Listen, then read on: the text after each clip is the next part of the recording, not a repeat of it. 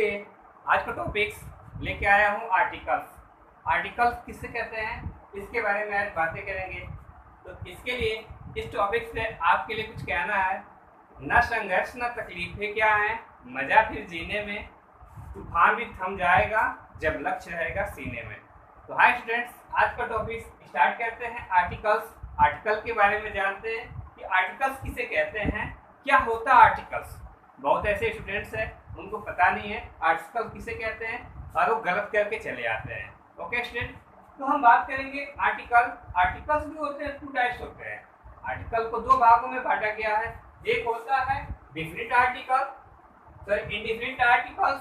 दूसरा होता है डिफिनिट आर्टिकल। एक होता है इंडिफिनिट आर्टिकल, दूसरा होता है आपके डिफिनिट आर्टिकल।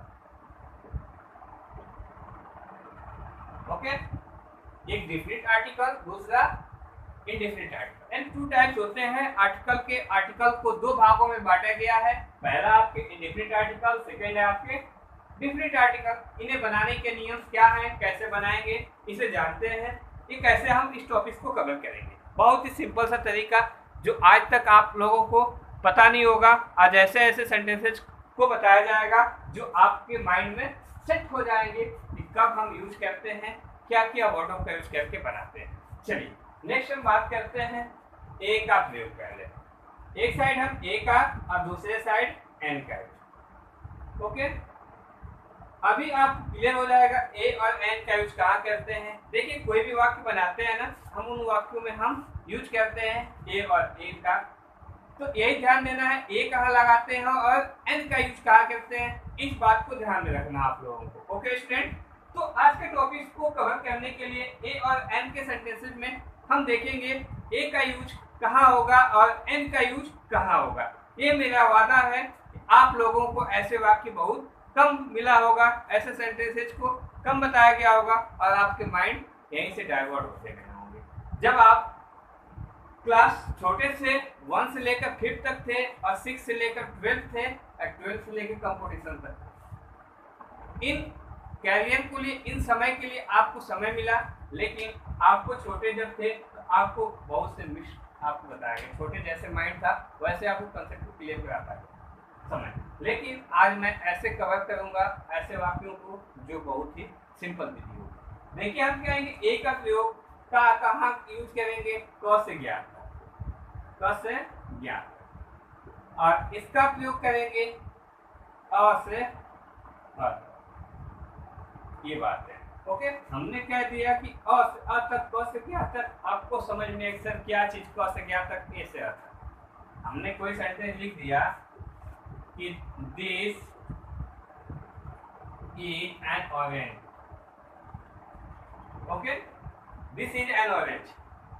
हमने कह दिया that is a cat, is a cat.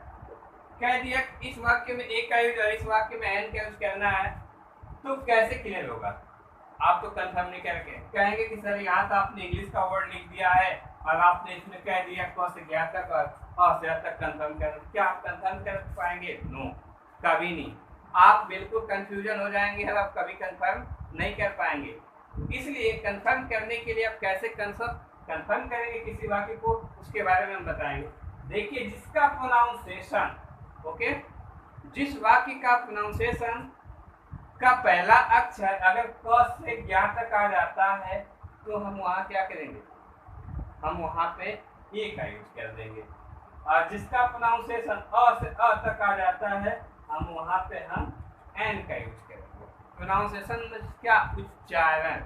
उच्चारण में जैसे समझ लेते हैं यहाँ ऑरेंज है ना, ऑरेंज, ऑरेंज लिखते हैं। अब एन के बाद वाले वाक्य में देखते हैं, वो भी स्टार्टिंग वाला ऑरेंज का पहला अक्षर आ आया कि नहीं आया, ध्यान दीजिएगा। यहाँ ऑरेंज का पहला अक्षर जब अ या आ गया तो क से ज्ञा के बीच में जब आया कि नहीं आया, यानी क से ज्ञा के बीच में जब आ गया तो हम क्या करेंगे, यहाँ पे हम क से ज्ञा के बीच में आया तो क्या हम यहाँ एन का यूज नहीं करेंगे? जी हाँ बिल्कुल, यहाँ पे हम एन का यूज करेंगे। उसी तरह यहाँ पे दिस इज ए कैट, यानी कैट का पहला अक्षर कैट, इसका प्रोनाउंसिएशन ये लिखते हैं ना आप कैट को, तो कैट ऐसे लिखे आपने, तो कैट के पहले अक्षर को आ गया, जब को आ गया तो क्या हम ए का यूज करेंगे कि नहीं करेंगे? जी हाँ, बिल्कुल राइट। दोनों वाक्यों ये राइट है आपके। ऐसे आपको आर्टिकल बताया जाता है और ऐसे वाक्य आपको बचपन में बताया गया होगा कि ए ई आई ओ यू जब आ जाता है तो हम क्या करते हैं? एन का यूज कर देते हैं, बाकी के साथ हम ए का यूज कर देते हैं। बट ये दिस इज रॉन्ग, यह क्या है? गलत है, इस सेंटेंस से गलत है। हम यही कह देंगे यूनिट। अगर हमने कह दिया U N I T, unit कह दिया तो क्या होगा? यू आ गया ना, तो आप कहोगे कि सर यहाँ तो हमारा यू आया है। जब यू आया तो कॉन्सोनेंट यानी वावेल आ गया। जब वावेल आया है तो हम क्या करेंगे? एन का यूज करेंगे कि नहीं करेंगे? इसके आगे एन होगा ना? जी हाँ, आप एक कहेंगे। बट यहाँ एन का यूज नहीं होगा, ओनली ए का यूज होगा, क्योंकि हम यहाँ से यूनिट को जब लिख रहे हैं, यूनिट को तो यह आ रहा है। जब यह आपको पता चल रहा है यह का, तो हम यह जब पता कंफर्म हो रहा है कि क से ज्ञा के बीच में आया कि नहीं आया। जब क से ज्ञा के बीच में आ गया तो ऐसे वाक्यों में हम क्या करेंगे? वाक्यों को बनाएंगे। तो यहाँ हमारा कंसेप्ट क्लियर होता है ऐसे वाक्यों में। स्टूडेंट, बातें क्लियर हो गई होगी कि हम क से ज्ञा तक कहाँ यूज करेंगे और ए से एन तक कहाँ यूज करेंगे। जैसे कोई वाक्य ले लेते हैं, M L C B S C, ठीक, D M S D M, okay, S T M. इनके आगे, सभी के आगे हमें article fill in the blank करना है। Fill in the blanks indefinite article में ए और एन को फिलअप करना है। तो हम क्या करेंगे? ए और एन में कैसे क्या क्या फिलअप करेंगे? देखिए एम एल ए है ना, एम एल ए को क्या लिखेंगे? M L A. तो पहला अक्षर ए आया कि नहीं है? जब ए आ गया तो हम क्या करेंगे? एन का यूज करेंगे कि नहीं करेंगे? जी बिल्कुल होगा। यहाँ पे हमने कह दिया M L C, M L C में पहला अक्षर आ गया तो यहाँ हम क्या करेंगे? एम। एस डी एम,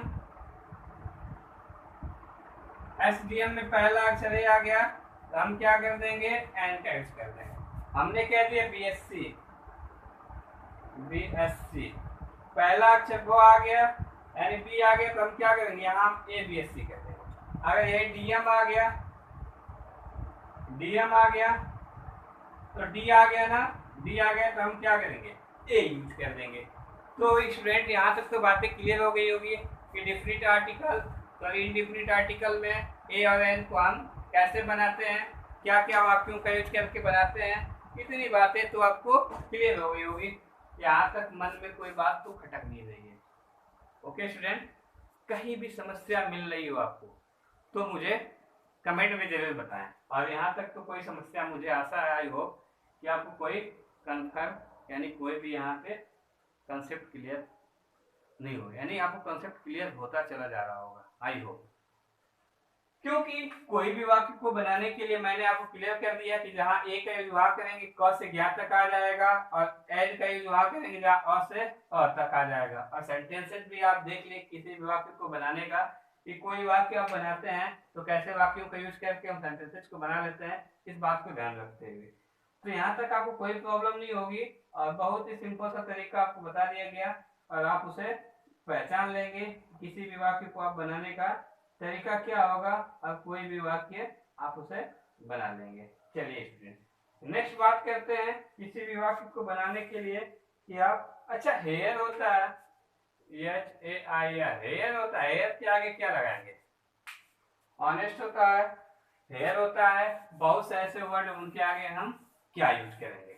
तो इस बात को आप ध्यान रखिए कि हमें कैसे वर्डों का यूज करके सेंटेंसेस को बनाएंगे कि हमारा कंसेप्ट भी क्लियर होता चला जाए, सेंटेंस भी समझ में आता जाए। तो अब देखिए यहाँ पे हेयर, हेयर है ना, तो अब हेयर में हम क्या करेंगे?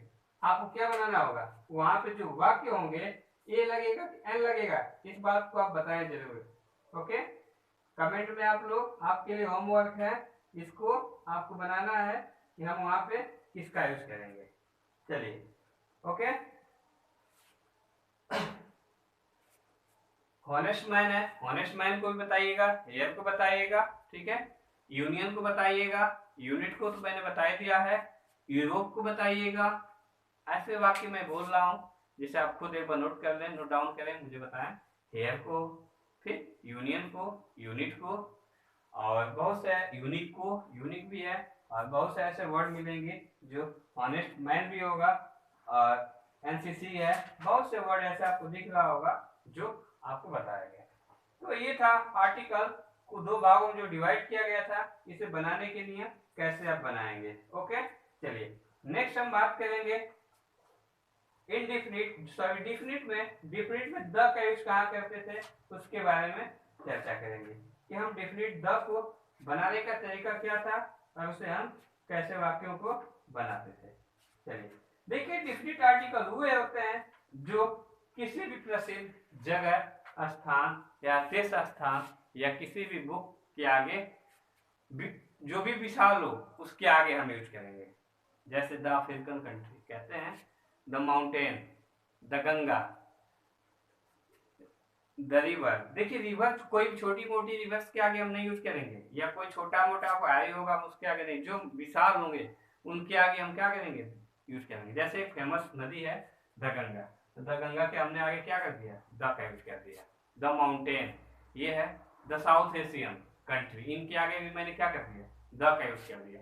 जो फेमस हैं उनके आगे हम द का यूज करते हैं। ऐसे बताने की बात नहीं, आप लोग बहुत अच्छी तरह जानते हैं कि डिफिनिट में जो दी होता है बहुत ही सिंपल सा विधि होता है, आपको कंफ्यूजन। जैसे कोई भाषा है, बोलने की बात होती है, लैंग्वेज जब हम बोलते हैं तो क्या करते हैं, द का यूज। जैसे आई स्पीक इंग्लिश, जब कोई बोलने की बात आती है, बहुत नोट डाउन कर लीजिएगा, जब कोई बोलने की बात आती है तो हम क्या करते हैं, वहां पे द का यूज नहीं कर। लेकिन वही लिखने की मैं इंग्लिश लिखता हूँ तो आई राइट द इंग्लिश, मैं लिखता हूँ ना, आई राइट द इंग्लिश, मैं इंग्लिश लिखता हूँ अंग्रेजी। लेकिन वही बोलने की मैं इंग्लिश बोलता हूँ तो आई स्पीक इंग्लिश, वहाँ द का यूज नहीं किया गया, क्योंकि लैंग्वेज की बातें, बोलने की बात हो गई तो यहाँ पे द का यूज नहीं किया जाएगा। ऐसे वर्डों का यूज करके हम आर्टिकल्स द को, डिफरेंट आर्टिकल में द को बना लेते हैं और बहुत ही फेमस जगह मिलते रहते हैं।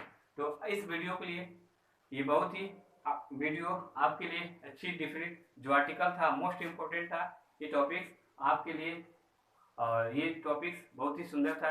इसके लिए मैं चाहूँगा मेरे वीडियो को लाइक शेयर और सब्सक्राइब करना न भूलें। Thanks for watch.